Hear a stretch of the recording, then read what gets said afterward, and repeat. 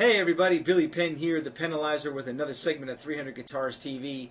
And in this segment, I'd like to talk a little bit about intonation details. If you could weigh email, I've been getting a ton of emails about questions on intonation.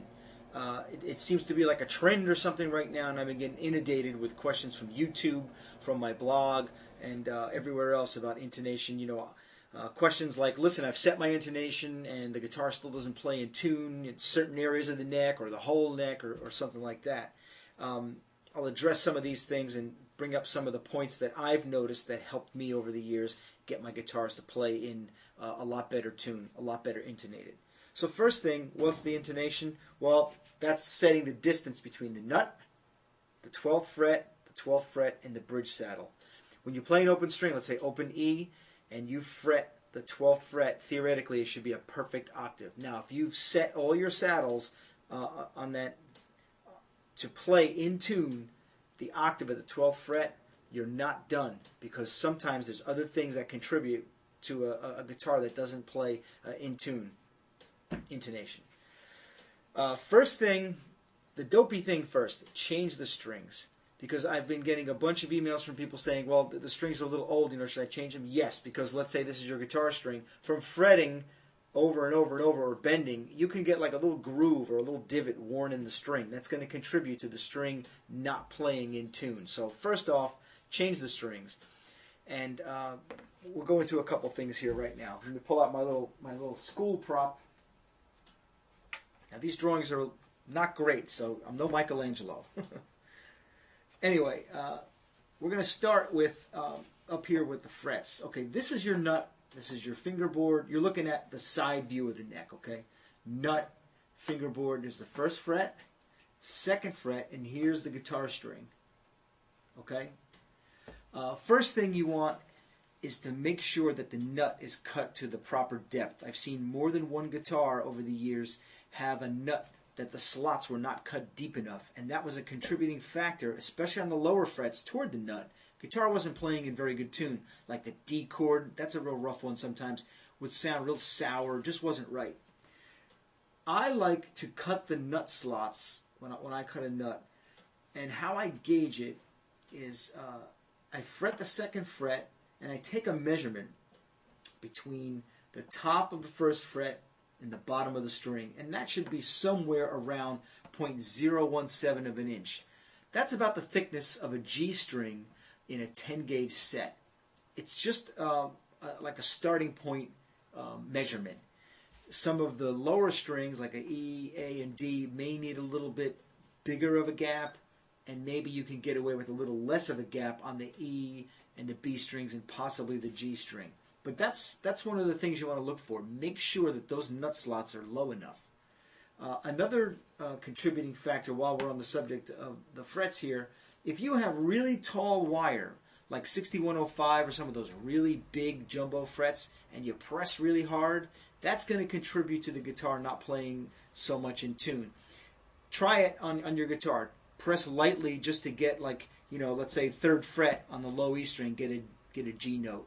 And then really press and try to get this string to touch the fretboard. Really lay into it. And you'll see, it's going to be a little bit sharp.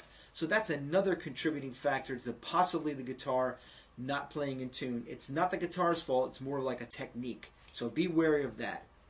Next thing we'll talk about is the condition of the neck. This is an extreme drawing of an underbowed neck.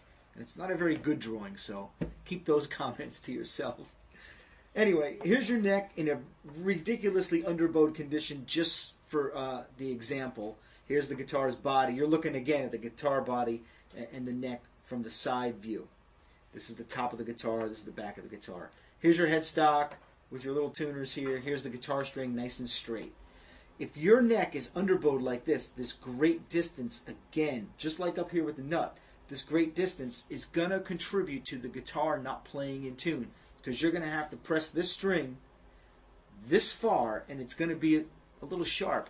Now, each gauge and each varying depth of the nut slot is all going to contribute in here. So this is all like a cumulative effect. It can't be, it's not always, I should say, not always one thing. Oh, Bill, what is it? Oh, it's that. It's not. It could be a lot of these things contributing to a sour sounding guitar, certain areas of the neck or certain chords and so forth. So make sure your neck is adjusted properly. I like to adjust my necks where they're just about straight, dead straight, because I like a fast feeling neck, and that works for me. I don't mind a little bit of buzz, and I can raise the action a little bit to compensate for that. But you have to, kind of get your tech or adjust it yourself to your taste. Anyway, make sure it's adjusted properly so there's not a really great distance. Another, and probably the last thing we're going to talk about, are the frets themselves. Now, when you get fret wire, it comes in like a stalk or it comes on a roll. And basically the shape is a semicircle. Some fret wire it could have like a mushroom shape to it, and some of the larger, like the bass wire or the really big jumbos, is not quite semicircular. It's a little bit less of an arc. Anyway, having said that, sometimes in dressing, the frets are dressed and they're flattened on the top. And that can lead to an intonation problem, as well as some other problems, like more string rattle, because look, your string is resting. Let's say this is the guitar string. This string is resting on that flat part of the fret. It has all that surface area to possibly rattle, and it also has all that surface area to drag on when you bend. And if this top of this fret isn't crowned perfectly flat, let's say it's this way one way or this way another, it's going to mess with the intonation, even just being flat, because let's say here's where you want to be, the center of the fret, and look, the actual string is going to stop right here at the edge of that fret, and that's going to throw it out. Yes, it's a very small amount, but the technique, it all starts to add up. So get all of this in order before you say, oh, something's wrong with the guitar or whatever. The way I like to dress my wire is to have like an egg shape, because look, compared to this regular semicircle, compared to the flat, the egg shape, there's such a minimal amount of surface area that the string touches, and it's centered where it should be for proper intonation, playing in tune, and so forth. The other advantage of crowning the wire in an egg shape like that is there's less drag. You get a nice, silky, smooth feel when you bend the strings. So look at your nut depth, nut slot depth up here. Look at the gap. Look at your technique with real high wire. Check the condition of your neck. And you may want to have your frets checked out and see how they're dressed, if they're worn, and so forth. Those are all contributing factors to a good playing and good sounding intonated guitar. It's not always just the nut to the 12th fret, the 12th fret to the bridge saddle. There's these other contributing factors. Anyway, that's it for this segment. If you have any questions, always feel free to email me, fan me up on Facebook, tweet me on Twitter, leave comments on the blog. I love answering questions. If I can help you guys, I'm happy to do it. Keep the questions coming. Maybe we'll hit 2 tons of emails soon. And that's it for this segment. Hope to hear from you soon, and thank you very much for watching another segment of 300 Guitars TV.